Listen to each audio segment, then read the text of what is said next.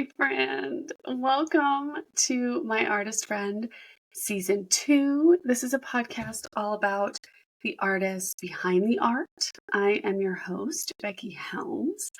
I had a shop online on and off for about 18 years, and I am kind of reinventing my life as an artist and a creative person after shutting it down and moving my family across the country. So we're working it out. And this year I decided to take a break during the summer from the podcast and kind of start over, have a season 2 once the summer kind of settled down, because I am a mom and something's got to give. So now we're back. We've had the transition time between kind of summer and the start of the new school year. And I feel like it's time to come back with the podcast.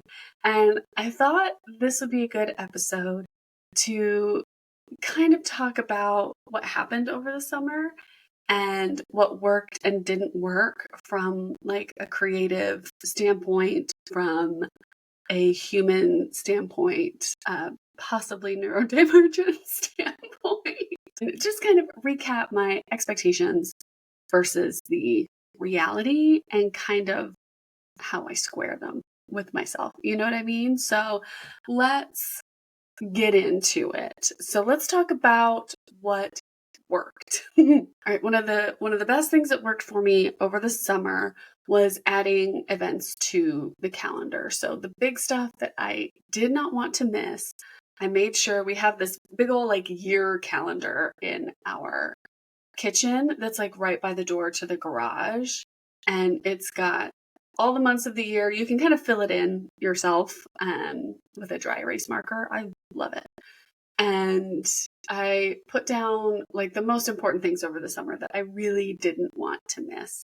And I took some time, before school was even out, to look at event calendars and see what was coming up. And honestly, the biggest thing was the Ann Arbor Art Fair. I was like, there is no way I'm missing this. It's the largest art fair, like curated art fair in the country. There's like 3 of them that are all put together. We were there, I swear, for about 5 hours this time. We were there like 3 hours the year before, couldn't see everything.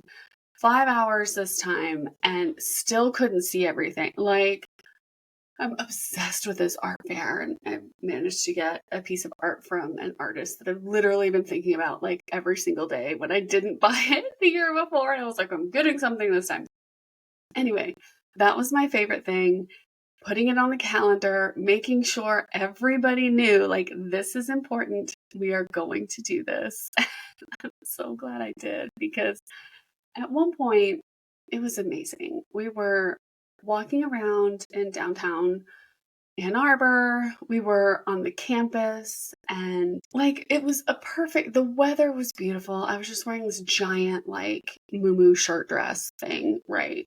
And there was live music on a stage that was built. There was a fountain going. There was beautiful art everywhere. There was a gentle breeze. It was like this perfect moment. You know what I mean? And it's like that thing in The Office where they took pictures for their kind of mental memory of things on Jim and Pam's wedding day. And it was like that. Like, I'm going to remember this moment in my life for the rest of my life. And it's because I was intentional. I put it on the calendar. I knew it was coming. I didn't let it pass me by. I was like, we're going to this thing. And I had like a perfect moment in my life because of it. I'm just so happy that we were able to make it happen, and it was wonderful, and I will be belligerent about it next year as well. All right. The second thing that worked amazingly well for me was Christmas in July, y'all. Okay, I didn't keep up with Snart. If you're not sure what Snart is, look in the show notes. Everything will be explained. But Christmas in July was important to me. I made it happen, and I basically made it like a Christmas during the summer, because Christmas in July was our Snart activity, and like we visited Frankenmuth, Michigan. We went up to Bronner's to go buy some fun stuff there. We did crafts throughout the month. And I mean, technically, I had a lot of crafts just sitting in the kitchen and dining room for the whole season. So it was, bonus holiday decorations. I bought holiday fabric from a local fabric store. And I did Christmas nails, y'all. I did Christmas in July nails. And you know what? My nail tech went with it. She was like, let's do this. So Christmas in July, Christmas is my favorite season. And I'm trying to figure out how I can just make it like my career. Like, what can I do to make Christmas happen every day? Because it brings me so much joy. And I think at a time when I was kind of putting so much pressure on myself to make the summer, worthwhile, I guess, to do too much. I don't know. There was like a lot of anticipation for summer activities, being full-time parent, caregiver for my kid, and starting off with kind of Christmas in July, it just it made things really fun and silly and festive, and I'm really glad that we did it. All right, number 3 was morning pages. So I have talked about my love of journaling many times. Probably so much that you're sick of it. I have a whole episode about why I love journaling, why it's so important to me. My journaling practice is probably more than what most normal people would want to do. And that's fine. I realize that it's ridiculous, but I did really hold space for my practice during this break. And whenever I chose to like kind of let it go, I really felt the difference. Like of course, there were times when our sleep schedule was off a little bit. I wasn't getting up quite as early. Sometimes my kid would get up before me. And when I didn't have that time in the morning to just sit and have a cup of tea and write a page in my journal, I really felt more, I don't know, like agitated throughout the day. Like I need that small ritual every morning just for my general well-being. So I'm really glad that I most of the time, held to my practice and got that done. And I'm glad I did. As annoying as I felt for going to bed so early, so I could get my full like 8 to 9 hours and then wake up a little bit earlier before everybody else so I could have a moment to myself, that it takes a lot of planning and it does take a lot of intention, and it's really good for me at the end of the day. And I'm glad that a majority of the summer I did that and and just kind of, I don't know, yeah, held space for the lyrics of Defying Gravity. You know what I mean? All right, number 4, something that worked amazingly well this summer was small crafts. So if you read my newsletter at all, if you watched any of the vlogs that I put up, and I'll talk about this in a second, you know that my beaded earrings were it for me this summer. They were this kind of like crafty lifeline throughout the break, because it is very important for me to be able to have a project that I can sit down and complete, start to finish in one sitting. And I've talked about it before, kind of balancing the short-term and long-term projects and stuff like that.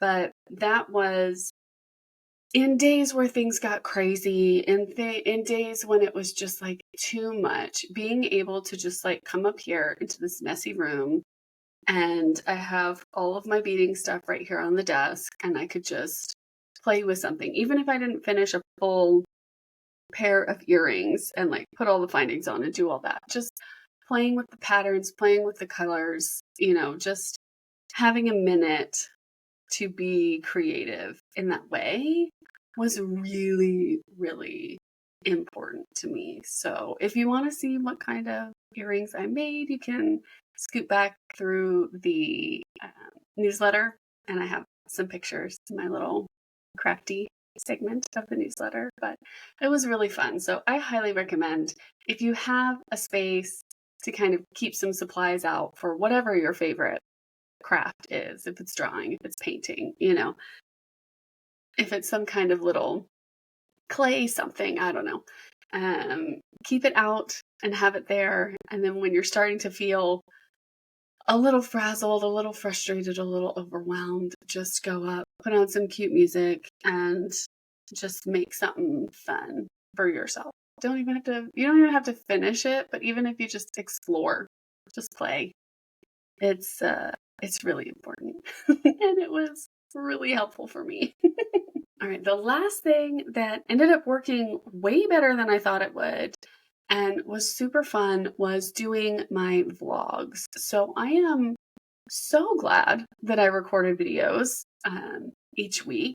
I think I started at the end of July, and then I went through August and kind of beginning of September.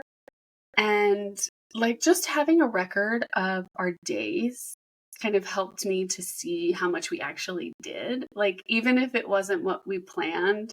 And because sometimes by the end of the week, I'm like, oh, I didn't accomplish anything. I didn't, we didn't leave the house very much, blah, blah, blah. And I just kind of feel down on myself as a mom and a person for not doing enough. You know how we do. But when I would look back at the footage on a Friday, on a Saturday, I would start to edit the vlogs, and I would just put all the little footage that I took throughout the week into my little iMovie. And then I'd see how much we really did, even if it wasn't planned, even if we didn't leave the house so much. There were projects that we did, meals that we made, the cats being funny, just spending time together, all that stuff. It helped me feel more productive. It helped me feel like I got more done, even if it wasn't what I had planned. It was still fun, and there was still a connection and a good time with my family. So I'm really glad that I did the vlogs. I will probably keep it up in some capacity, finding as we started school and I had a little bit more time on my hands, I was doing a lot more, just kind of resetting the house and doing chores and not really taking my phone out as much to kind of record intentionally. And I just kind of felt like it wasn't really as interesting when I was up to. So this is kind of why the podcast is starting up too. But I'm really glad that I did it over the summer, and hopefully I can continue in some capacity in the future because it was really fun. All right, so here's what did not work during the summer holiday. So first off, my strict weekly schedule. So I love planning a weekly schedule. Y'all, I love it. I will put theme days. I will do all that. You know what I mean? I love a plan. But keeping to it is a completely different exercise than planning. And like when I don't follow through with my plans, there are definitely feelings of like failure that pop up. And I had to really learn to let that go this summer. That's kind of in line with the vlogging, showing myself that just because this plan didn't come to fruition does not mean a lot didn't happen during the week. So strict schedules, while they are a wonderful idea, sometimes maybe having a little bit more of a loosey-goosey schedule is best for me. So next summer, next break, we will be a little bit more forgiving when it comes to a weekly schedule. All right, number 2 is regular day trips. So this kind of goes along with the weekly schedule. I was like, each week we're going to take a trip to a new place. We're going to kind of choose a radius, what works for us, and we're going to go to all these places. But I have a kid who likes being at home. Like he loves Lego, he loves reading. And there's so many times I'd be like, oh, we're going to go to this place. It's going to be great. And he's like, no, thank you. I'm like, we went to Frankenmuth and that was fun. It was a good time. But like it didn't work out the way I expected. And honestly, there are a lot of day trips that like I'd rather do them on the weekend so Andy could be with us, because sometimes it's like I don't want to go there without him. Like I want Andy to be experiencing these places with us too. And like honestly, our days ended up being much shorter than I expected during the summer. So like we'd sleep in a little bit longer than expected, which is a blessing and a curse. And while we limited Emmett's screen time, of course, sometimes that screen time would blend into kind of lunchtime. And then, so we've slept in, we've had some screen time, then it's lunch. And then you just have like this finite 2 or 3 hours before I need to be home and making dinner. So the days ended up being a lot shorter than I expected, and there wasn't really a lot of time to go and kind of do all these things that I really didn't want to do without Andy anyway. So, yeah, the regular day trips didn't quite work out. I think maybe next summer I will put a few things on the calendar and then kind of make a little bit more of the weekends if we can. But yeah, the Tuesday trip day didn't really work out, and honestly, it's fine. It's fine. Like it doesn't matter that I have a homebody kid. I am a homebody. I just ended up spending a lot of time at home, and that's okay. He had a great time. All right. The third thing was my long-term project. So I was really hoping to get some more long-term projects done during the summer, and I just could not gather the dopamine to get those things done. And you know what? I decided it's okay to kick the can down the road. My future self will take care of it. She will. She's capable. But sometimes it's just a lot. And, I still have quilt tops to finish. I still have, lots of things to do. And that's okay. Again, I'm practicing letting a lot of things go, especially larger plans are obviously not it for me at the moment. So we're gonna let that go. And long-term projects will get done when they get done. When the executive functioning is working, then we're gonna take advantage. But for now, it's fine. We'll just let it. And the fourth thing that didn't really work was anything that required recurring plans. So I think we've established that what is it? The best laid plans of mice and men go awry. I love making plans, but like as a parent, just in general, you have to hold everything so loosely. And like this is something that I want to work on in the future. Like when my schedule works, it makes things easy for me. I have some recurring things that I do every week, and if I miss out on it, like it can really mess up my week. So I don't know. When my schedule works, it works, and when it doesn't, everything just flies out the window. So I need to work on finding that happy medium of scheduling my time and having like these recurring plans. So that is just something that I am constantly working on, especially in this new season of life, especially as a stay-at-home mom now, is figuring out, especially what to do when your things go awry. I can have an amazing week scheduled out, but, maybe my kid has to come home early because he's not feeling well. Maybe I'm not feeling well. Maybe who knows what could happen. It's just one of those things I have to learn how to balance again. And it feels like every season I have to remember that and figure out the balance again. But I think that's probably just life. Things change, and you just have to learn how to roll with it. So those are kind of the things that did not work, things that I'm working on, things that I'm learning from. And I do think a lot went really well this summer. there was a moment in the middle of it where I was like, oh, we're not doing enough. We're just being really lazy. We're just staying in the house. But sometimes that's just what you need. Like, what was it? The Lazy Genius talked about having the spaciousness of summer, which I really liked how she framed that, because that's exactly what it is. You have the whole day in front of you, and it's okay if you don't stick to your plans, and you just figure out what's fun in the moment, and then you have a good time. So that is how the summer went. When it comes to the fall, I'm still trying to figure out what I want to do. I would love to chat with some more makers like I did in the very beginning. I would love to have more episodes of the podcast go up. And yeah, we'll figure it out.